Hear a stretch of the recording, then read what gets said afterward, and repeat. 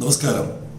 കേരളത്തെ നശിപ്പിച്ച ഒരു IAS ഉദ്യോഗസ്ഥൻ, അദ്ദേഹത്തെ നിയമിച്ച ശ്രീ പിണറായി വിജയൻ, രണ്ടുപേരുടെയും കഥയാണ് ഇന്നത്തെ സെയിലിംഗ് കമന്ററിയിൽ.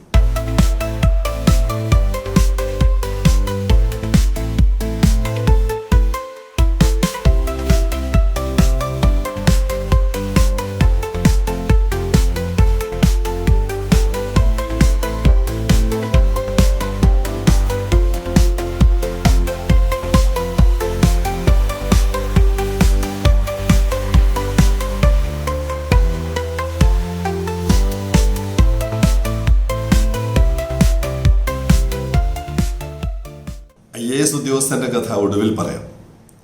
എനിക്ക് സെയിലിംഗ് കമന്ററിയുടെ ഒരു പ്രേക്ഷകൻ വളരെ വേദനയോടെ ഒരു റിപ്പോർട്ട് അയച്ചു തന്നു. ആ റിപ്പോർട്ട് എനിക്ക് കിട്ടുന്നതിന് മുമ്പ് തന്നെ ഒരു ഞെട്ടലോടെ ഞാൻ ആ റിപ്പോർട്ടിന് കൊടുത്തിരിക്കുന്ന ചിത്രവും കാണുകയും വായിക്കുകയും ചെയ്തു. അക്ഷരാർത്ഥത്തിൽ ഇന്ത്യയിൽ നിന്ന് കേരളത്തെ വെട്ടിമാറ്റിയ ആർക്കാണ് ധൈര്യം വന്നതെന്ന് അറിയില്ല. എന്തായാലും ഇന്നത്തെ അവസ്ഥയിൽ ധൈര്യപൂർവ്വം അവർ കേരളത്തെ വെട്ടിമാറ്റി. എവിടെ നിന്നാണ്? രാജ്യത്തെ തെക്കേ ഇന്ത്യയിൽ നിന്ന്. ആന്ധ്രാപ്രദേശുണ്ട്, തെലുങ്കാനയുണ്ട്, കർണാടകയുണ്ട്, തമിഴ്നാടുണ്ട്. കേരളത്തെ ദയാരഹിതമായി അവർ വെട്ടിമാറ്റി. In an interview to CNBC last year, Young Liu എന്ന് പറയുന്നത് ഫോക്സ്കോണിന്റെ ചെയർമാനാണ്. Young Liu said that India could account for up to 20-30% of Honhai's manufacturing and sales over the next 10 years. ഇങ്ങനെ ഒരു കമ്പനി, ഹോൻഹായ് എന്ന് പറയുന്നത് ലോകപ്രശസ്തമായ ഫോക്സ്കോൺ എന്ന് പറയുന്ന കമ്പനിയാണ്. ആ കമ്പനിയെ അവതരിപ്പിക്കാൻ വേണ്ടി ആ അന്തർദേശീയ മാധ്യമം കേരളത്തെ വെട്ടിമാറ്റിക്കൊണ്ട് മാപ്പ് വരച്ചു. സാധാരണഗതിയിൽ അബദ്ധത്തിലാണെങ്കിൽ പോലും കാശ്മീർ പാകിസ്ഥാന്റെ കൂടെ ആയിപ്പോയാൽ ഇവിടെ ദേശീയ കലാപം വരെ സൃഷ്ടിക്കാൻ സാധ്യതയുണ്ട്. ഒരുപാട് പേർ വൈകാരികമായി പ്രതികരിക്കുന്ന ഒരു വിഷയമാണ്. ഇവിടെ മനഃപൂർവ്വം കേരളത്തെ വെട്ടിമാറ്റി 4 സംസ്ഥാനങ്ങൾ മാത്രമേ തെക്കേ ഇന്ത്യയിലുള്ളൂ എന്നുള്ള വിധത്തിൽ വരച്ചു ചേർത്ത റിപ്പോർട്ട് കണ്ടപ്പോൾ വല്ലാത്ത ആത്മരോഷമാണ് എനിക്ക് തോന്നിയത്. ആരോടാണ് പ്രകടിപ്പിക്കുക?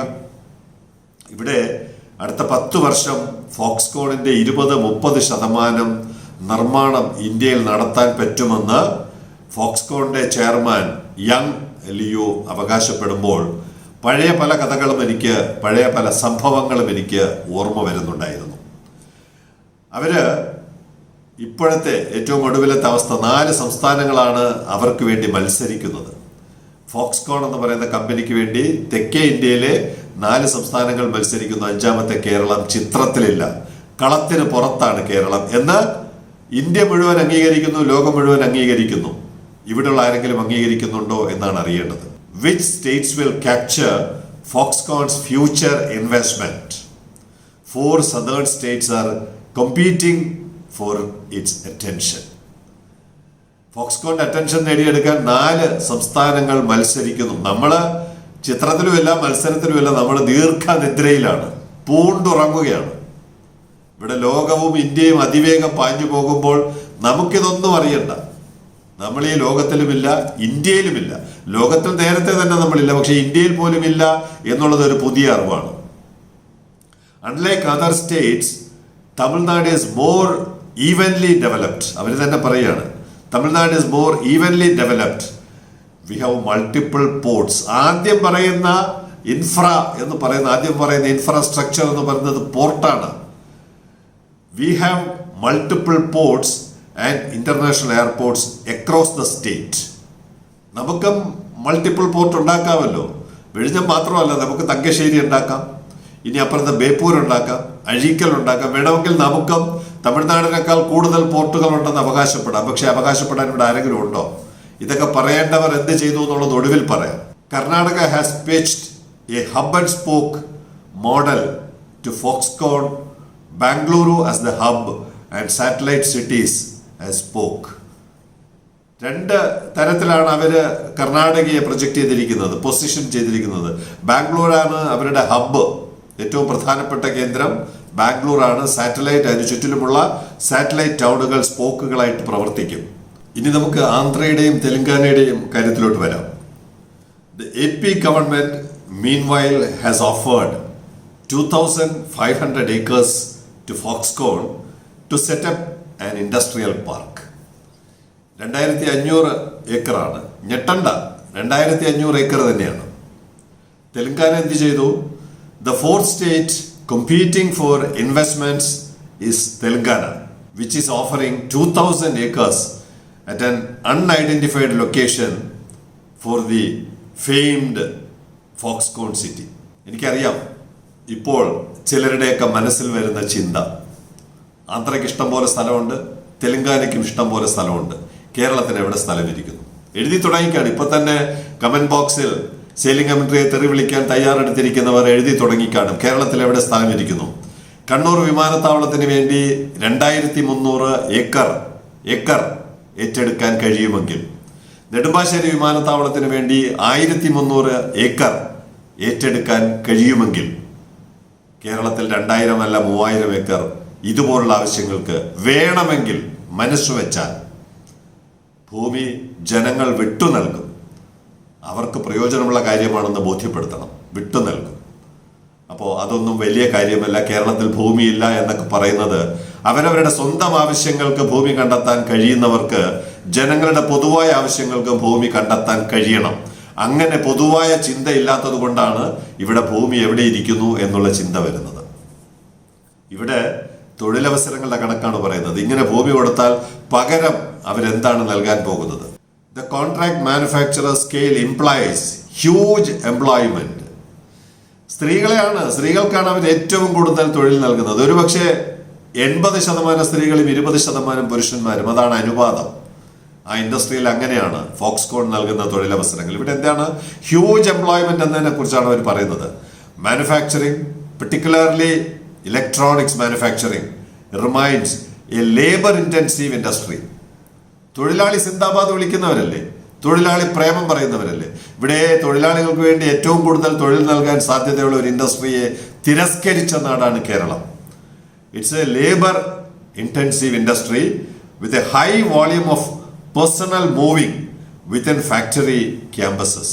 അങ്ങോട്ടും ഇങ്ങോട്ടും ജീവനക്കാർക്ക് ചലിക്കേണ്ടി വരുന്ന ഒരു രീതിയിലുള്ള നിർമ്മാണമാണ് ഈ പറയുന്ന സെമി കണ്ടക്ടറും മൊബൈൽ ഫോണും ഇലക്ട്രോണിക്സും. ആ മേഖലയിൽ സ്ത്രീകൾക്ക് ഏറ്റവും കൂടുതൽ പരിഗണന നൽകുന്ന, സാമാന്യ വിദ്യാഭ്യാസം മതി, കൈകൊണ്ട് കാര്യങ്ങൾ ചെയ്യുന്ന കാര്യങ്ങളാണ്. അപ്പോൾ ഒരു ITI വിദ്യാഭ്യാസം അല്ലെങ്കിൽ പോളിടെക്നിക് വിദ്യാഭ്യാസം അല്ലെങ്കിൽ അതുപോലെ ട്രെയിൻ ചെയ്തെടുക്കാൻ പറ്റുന്ന സോഫ്റ്റ് സ്കില്ല് നൽകാൻ പറ്റുന്ന നിരവധി സ്ത്രീകൾക്ക്, ഇൻകുലാബ് സിന്ദാബാദ് വിളിക്കാൻ പറ്റുന്ന സ്ത്രീകൾക്ക് തൊഴിൽ നൽകാൻ കഴിയുന്ന ഒരു ഫാക്ടറിയെ തിരസ്കരിച്ച നാടാണ് Keralam. Foxconn meanwhile is confident its Indian business can scale. ഇന്ത്യയിൽ ബിസിനസ് ചെയ്താൽ വളരാൻ പറ്റുമെന്ന് അവർക്ക് ഉറപ്പുണ്ട്. After visiting so many states, Keralam visit ചെയ്തോന്ന് അറിഞ്ഞൂടാ. After visiting so many states in India, I എന്ന് പറയുന്ന അവരുടെ ചെയർമാനാണ് Young Liu. I felt that India is ascending. India വളരുന്നു, ഇന്ത്യ കുതിക്കുന്നു. India is ascending. Foxconn wants to be a part of it. ഫോക്സ്കോണും അതിനോടൊപ്പം ചേരണം, ഇന്ത്യയുടെ ആ വളർച്ചയുടെ ഒരു പങ്കാളിയാവണം. We will grow together with India's growth. ഇന്ത്യയുടെ വളർച്ചയോടൊപ്പം ഞങ്ങൾ വളരും, പക്ഷേ കേരളം ആ വളർച്ചയിൽ കൂടെ ഉണ്ടാവില്ല എന്നും അവർ തീരുമാനിച്ചു കഴിഞ്ഞു. ഇതാണ് കേരളത്തിൻ്റെ ദയാരഹിതമായി കേരളം വെട്ടിമാറ്റപ്പെട്ട ചിത്രത്തിന്റെ ഏറ്റവും അവസാനത്തെ രൂപം. ഇവിടെ തുടക്കത്തിൽ പറഞ്ഞ ഒരു IAS കഥ കൂടി പറഞ്ഞിട്ട് അവസാനിപ്പിക്കാം. ഈ ഫോക്സ്കോൺ ചൈനയിൽ നിന്ന് മാറി മറ്റു സ്ഥലങ്ങൾ അന്വേഷിക്കുന്നു എന്ന് പറയുന്ന സമയത്ത് സെയിലിംഗ് കമന്ററിയിൽ തന്നെയാണോ ഇത് പറഞ്ഞിട്ടുണ്ടെന്നാണ് എൻ്റെ ഒരു ഓർമ്മ. ക്ഷമിക്കുക, ഒന്നുകൂടി പറയാതെ ഈ റിപ്പോർട്ട് അവസാനിപ്പിക്കാൻ തോന്നുന്നില്ല. കാരണം കേരളത്തിൻ്റെ ഹൃദയത്തിലൂടെ ചോര പൊടിയുകയാണ്. ആ ചിത്രം കാണുമ്പോൾ ഈ കഥ വീണ്ടും പറയാതെ എൻ്റെ വികാരം അവസാനിപ്പിക്കാൻ കഴിയില്ല. ഫോക്സ്കോൺ ചൈന വിട്ട് മറ്റ് സ്ഥലങ്ങളിലോട്ട് പോകുന്നു എന്ന് പറയുമ്പോൾ ശ്രീ പിണറായി വിജയന്റെ പ്രിൻസിപ്പൽ സെക്രട്ടറി ശിവശങ്കരൻ, ഞാൻ അദ്ദേഹത്തിന് മെസ്സേജ് അയച്ചു. നമ്മൾ ഫോക്സ്കോണിനെ ക്ഷണിക്കണം, ഫോക്സ്കോൺ ഇവിടെ കമ്പനി തുടങ്ങാൻ അവസരം ഉണ്ടാക്കി കൊടുക്കണം. അദ്ദേഹത്തിന് ഞാൻ ചാലഞ്ച് ചെയ്യുന്നു. ഞാൻ പറയുന്നതിനകത്ത് 1% കളവുണ്ടെങ്കിൽ അദ്ദേഹത്തിന് ഇതുപോലെ വീഡിയോ അയച്ചു തന്നാൽ പബ്ലിഷ് ചെയ്യാം, പോസ്റ്റ് ചെയ്യാം. അദ്ദേഹം എനിക്ക് തന്ന മറുപടി ഫോക്സ്കോണിനെ ഇവിടെ കൊണ്ടുവരാൻ കഴിയില്ല, കാരണം അവർക്ക് ഒരുപാട് വെള്ളം ആവശ്യമുണ്ട്.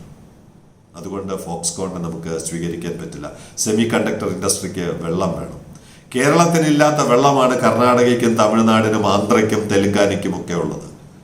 ഇങ്ങനെയാണ് നമ്മളെ IAS-കാർ, ഞാൻ എല്ലാവരും എന്ന് പറയുന്നില്ല, ആത്മാർത്ഥതയുള്ളതും സംശുദ്ധരായവരും അഴിമതിരഹിതരുമായ IAS ഉദ്യോഗസ്ഥരുണ്ട്.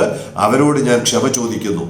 പക്ഷെ ചില IAS ഉദ്യോഗസ്ഥർ മുതലാളിമാരെ പോലെ നീരാളികളായി ഈ രാജ്യത്തെയും ഈ സംസ്ഥാനത്തെയും ഊറ്റിപ്പിഴിഞ്ഞ് ശ്രീ ശിവശങ്കരൻ ഈ സമൂഹത്തോട് ചെയ്ത മറ്റൊരു പാതകം കൂടി പറഞ്ഞ് റിപ്പോർട്ട് അവസാനിപ്പിക്കാം. അതും സെലിംഗമിന്റെ പറഞ്ഞിട്ടുണ്ടെന്നാണ് തോന്നുന്നത്. ഒരു ഘട്ടത്തിൽ അഹോയ് ഗുൽസൻ എന്ന് പറയുന്ന ഒരു പരിപാടി ശംഖുമുഖത്ത് സംഘടിപ്പിച്ചപ്പോൾ ഞങ്ങൾ അദ്ദേഹത്തെ പ്രധാന അതിഥിയായി ക്ഷണിച്ചു. 2019 മറ്റോ ആണ്, ഏതോ ക്യാമ്പയിന്റെ ഭാഗമായിട്ട്, മറന്നുപോയതൊക്കെ. അപ്പോൾ അദ്ദേഹം പറഞ്ഞില്ലേ, എനിക്ക് അടിയന്തിരമായ ISRO ചെയർമാനുമായിട്ട് ബാംഗ്ലൂരിൽ മീറ്റിംഗ് ഉണ്ട്, പോയേ പറ്റൂ. അദ്ദേഹം ഉറപ്പ് തന്നതാണ്, ഈ പരിപാടിയിൽ പങ്കെടുക്കാമെന്ന് ഉറപ്പ് തന്നിരുന്നു. എന്നിട്ട് തലേ ദിവസമോ അതിന് മുമ്പുള്ള ദിവസമോ പറഞ്ഞില്ല, എനിക്ക് അടിയന്തിരമായി ISRO ചെയർമാനുമായിട്ട് ഒരു മീറ്റിംഗ് ഉണ്ട്. എന്നാൽ ഇവിടെ സ്പേസ് പാർക്കിൽ കമ്പനികളെ കൊണ്ടുവന്ന് നിറയ്ക്കാൻ വേണ്ടി അദ്ദേഹത്തിന് അടിയന്തിരമായി ബാംഗ്ലൂരിലോട്ട് പോകണം.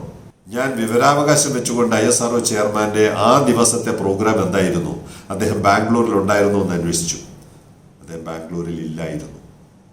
ശിവശങ്കരൻ ബാംഗ്ലൂരിൽ പോകുമെന്ന് പറഞ്ഞ ദിവസം ചെയർമാൻ ബാംഗ്ലൂരിൽ ഇല്ലായിരുന്നു.